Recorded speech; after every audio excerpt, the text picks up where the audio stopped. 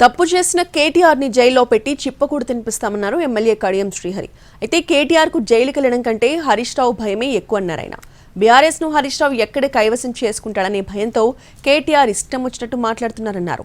రైతులకి 500 రూపాయల బోనస్ ఇస్తే బీఆర్ఎస్ ఎమ్మెల్యేలందరం రాజీనామా చేస్తామన్న మాటకు కేటీఆర్ కట్టుబడి ఉండాలన్నారు కడియం శ్రీహరి.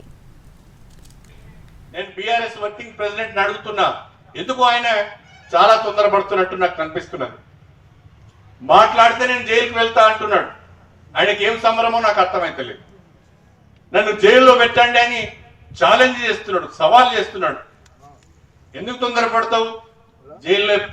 జైల్లో పెట్టే రోజు వస్తుంది, నేను జైల్లో పెట్టి కూడా ఖాయం అని చెప్పి ఈ సందర్భంగా తెలియజేస్తున్నాను.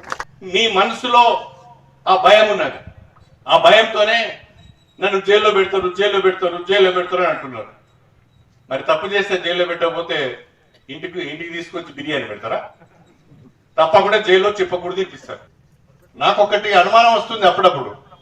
కేటీఆర్ గారికి జైలుకు పోతానన్న భయం కంటే ఎక్కువగా వాళ్ళ బావ హరీష్ రావు భయం పట్టుకున్నట్టు అనిపిస్తుంది నాకు.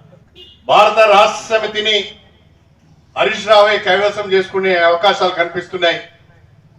నా పరిస్థితి ఏందని భయపడుతున్నట్టుగా నాకు